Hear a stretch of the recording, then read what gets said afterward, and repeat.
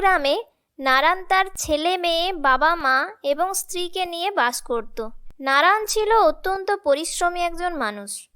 নারায়ণ রান্নাবান্না খুব ভালো করতে পারত, তাই এলাকায় তার যে কোনো অনুষ্ঠান বাড়িতে রান্নার কাজে ডাক পড়ত। এভাবেই নারায়ণ তার সংসার চালাতো।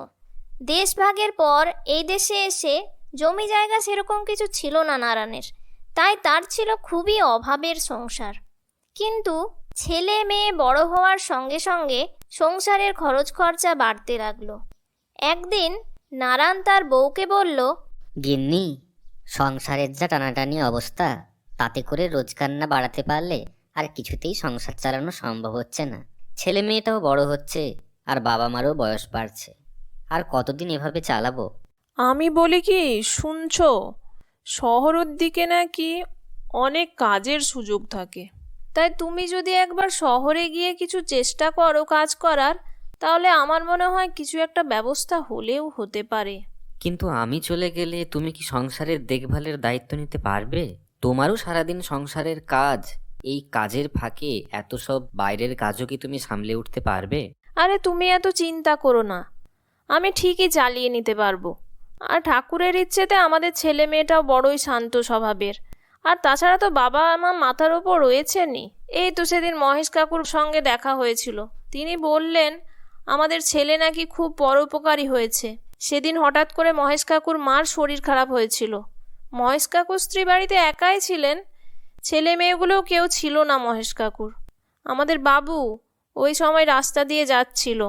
মহেশ কাকুর স্ত্রী বাবুর কাছে সাহায্য চেয়েছিল। বাবু আবার তার বন্ধু বান্ধবদের নিয়ে পাড়ার হসপিটালে মহেশ কাকুর মাকে ভর্তি করে দিয়েছিল। ভাগ্যিস বাবু ছিল, মহেশ কাকুর স্ত্রী খুব ভয় পেয়ে গিয়েছিলেন। ছেলেটারই বা বয়স কত? এই বয়সে ছেলেটার কথা শুনলে গর্বে বুকটা ভরে ওঠে। আর আমার মেয়েটাও হয়েছে বড়ই লক্ষ্মীমন্ত। যেমন বাড়ির কাজকর্মে নিপুণা হয়ে উঠেছে, সেরকম পড়াশোনাতেও খুবই ভালো। তুমি এত চিন্তা ভাবনা না করে বেরিয়ে পড়ো তো, তারপর কপালে যা আছে দেখা যাবে। ঠিক আছে গিন্নি, আমি কাল সকালই না হয় শহরের উদ্দেশ্যে রওনা দেব। দেখি চেষ্টা করে কোথাও কোনো কিছু কাজ পাই কিনা। আর এখন গ্রামেও সেরকম অনুষ্ঠান বাড়িতে আর ডাক পায় না। আসলে এখন রান্নার ধরন অনেক আলাদা হয়ে গেছে। এখন আর পুরনো দিনের মতো লুচি, আলুর দম, পোলাও, খাসির মাংস এগুলো বানানো হয় না অনুষ্ঠানে। তাই কাজের বড়ই অভাব। ভেবেছিলাম একটা খাবার হোটেল দেব, কিন্তু সেরকম পুঁজিও তো নেই। এখন একটা ভাতের হোটেল দিতে গেলে অনেক টাকার দরকার। হ্যাঁ, তুমি তো রান্নাটা ভালোই করো। ভেবেছিলাম কিছু টাকা সংসার খরচ থেকে জমিয়ে তোমাকে তুলে দেব তোমার হাতে, কিন্তু সংসারের যা অবস্থা, তাতে করে আর কিছুই বাঁচিয়ে উঠতে পারি না। দুঃখ করো না গিন্নি, ভগবান চাইলে একদিন স্বপ্ন তোমার পূরণ হবেই। এখন আমাদের প্রথম কর্তব্য বাবা মাকে ভালো রাখা আর ছেলে মেয়ের ভবিষ্যৎটা তৈরি করে দেওয়া। বাস, তাহলেই শান্তি।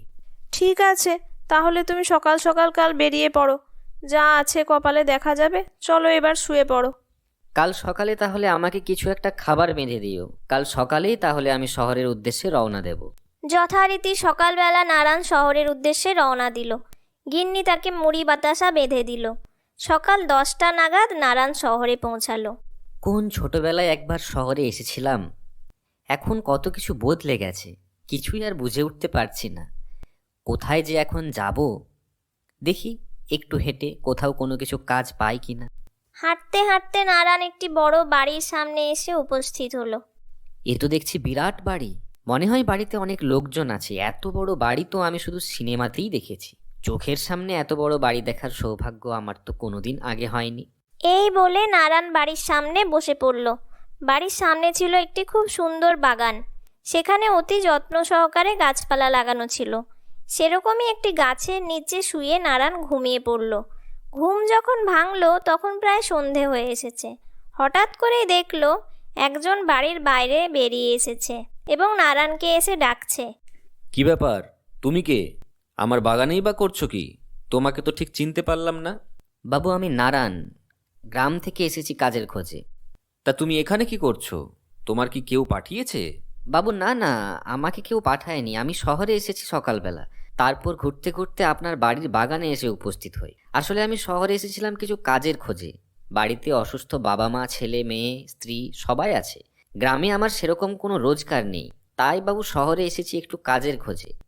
আপনার কাছে কি কোনো কাজের খোঁজ হবে? তুমি অপরিচিত মানুষ, আমি কিভাবে তোমাকে বিশ্বাস করে কাজ দেব? দিনকালের যা অবস্থা, তা তো কাউকে এখন বিশ্বাস করাই যায় না। আপনি আমাকে বিশ্বাস করতে পারেন? আপনি আমাকে কাজে রেখে দেখুন না, যদি খারাপ লাগে তাহলে না হয় ছাড়িয়ে দেবেন। ঠিক আছে, তোমার কথায় আমি বিশ্বাস করলাম। তোমাকে আমি 1 মাসের জন্য কাজে রাখলাম। পরে না হয় যদি তোমার কাজ পছন্দ হয় তাহলে না পাকাপাকিভাবে রেখে দেব। অসংখ্য ধন্যবাদ বাবু, আপনার এই ঋণ আমি কোনোদিন ভুলতে পারবো না। যদি কখনো সুযোগ হয় তাহলে নিশ্চয়ই আপনার ঋণ শোধ করার চেষ্টা করব। ঠিক আছে ঠিক আছে, বেশি কথা নয়। তোমাকে আমি একটি হোটেলের দায়িত্ব দিলাম।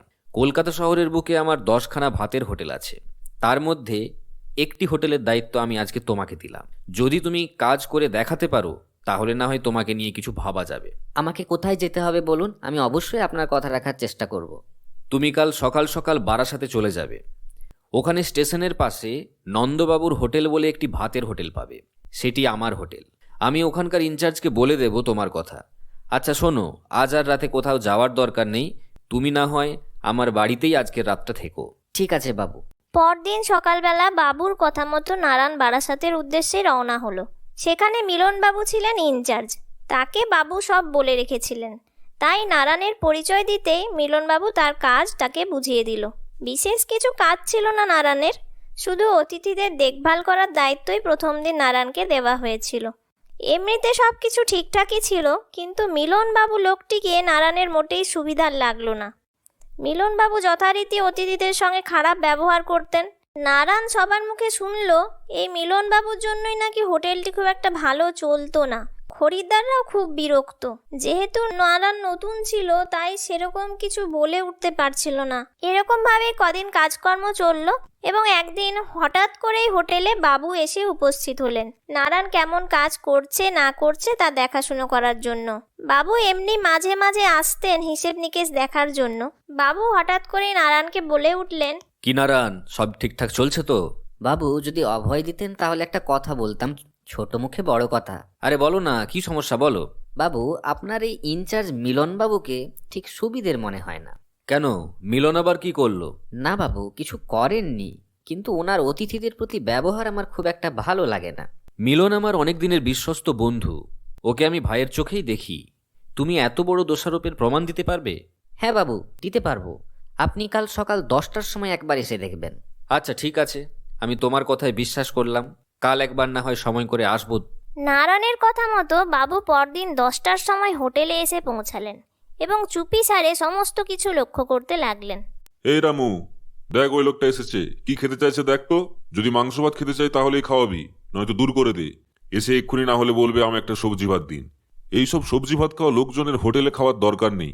ভালোই একটু আরাম করে ঘুমাচ্ছিলাম, এসেই বিরক্ত করবে যত সব। রামু, আজ কয় প্লেট খাবার হয়েছে রে? বাবু 100 প্লেট। রামু, বাকি খাবারগুলো যা পৌঁছে দিয়ে আয়। আসলে বাবুর অজান্তে মিলনবাবু একটি হোম সার্ভিস চালাচ্ছিলেন, আর পুরো হোম সার্ভিসের খরচ খরচা চলতো নন্দবাবুর টাকায়। নন্দবাবুর হোটেল থেকে সমস্ত খাবার যেত হোম সার্ভিসে এবং এই মিলনবাবু হোম সার্ভিসটি চালাতো অতি যত্ন সহকারে। এই রামু ছিল হোম সার্ভিস পৌঁছে দেওয়ার লোক। বাবু সবই লক্ষ্য করছিল এই সমস্ত আড়াল থেকে। তারপর বাবু হঠাৎ করেই বেরিয়ে এলেন। নারায়ণ, তুমি একদম সঠিক কথাই বলেছিলে। আমিও অনেকদিন ধরেই ভাবছিলাম আমার সব হোটেলগুলি ভালো চললেও বারাসাতের হোটেলটির এরকম অবস্থা কেন, কিন্তু কিছুতেই বুঝে উঠতে পারছিলাম না। তোমাকে অসংখ্য ধন্যবাদ, আমার কাছে এখন সমস্ত কিছু পরিষ্কার। পরদিন থেকে বাবু মিলনকে ইনচার্জের পদ থেকে সরিয়ে দিলেন। এখন হোটেলের নতুন ইনচার্জ হলো নারায়ণ। এইভাবেই নারায়ণ বাবুর বিশ্বাস অর্জন করে খুব ভালোভাবে হোটেলটি চালাতে লাগলো এবং নারায়ণ তার স্ত্রী, কন্যা, বাবা, মা সবাইকে নিয়ে শহরের উদ্দেশ্যে রওনা দিল এবং তারা এখানে একটি ভাড়া বাড়ি করে থাকলো এবং তারা ছেলে মেয়েকে ভালোভাবে মানুষ করতে লাগলো। এইভাবেই নারায়ণ সুখে শান্তিতে দিন কাটাতে লাগলো। বন্ধুরা, আমাদের এই গল্পটি তোমাদের কেমন লাগলো অবশ্যই কমেন্ট করে জানিও। আর তোমরা কী ধরনের গল্প দেখতে চাও সেটিও কমেন্ট করে জানাতে পারো। আর যাদের কমেন্ট সবচেয়ে ভালো হবে তাদের নামে পরবর্তী গল্পের চরিত্রের নাম রাখা হবে। আর যদি কেউ আমাদের গল্প পাঠাতে চাও তাহলে ডেসক্রিপশনে দেওয়া গুগল ফর্মে আমাদের সঙ্গে যোগাযোগ করতে পারো। এক্ষুনি আমাদের চ্যানেলটিকে সাবস্ক্রাইব করে বেল আইকনটি প্রেস করে দাও, যাতে আমাদের ভিডিও আপলোড হওয়ার সঙ্গে সঙ্গে তোমাদের কাছে পৌঁছে যায়।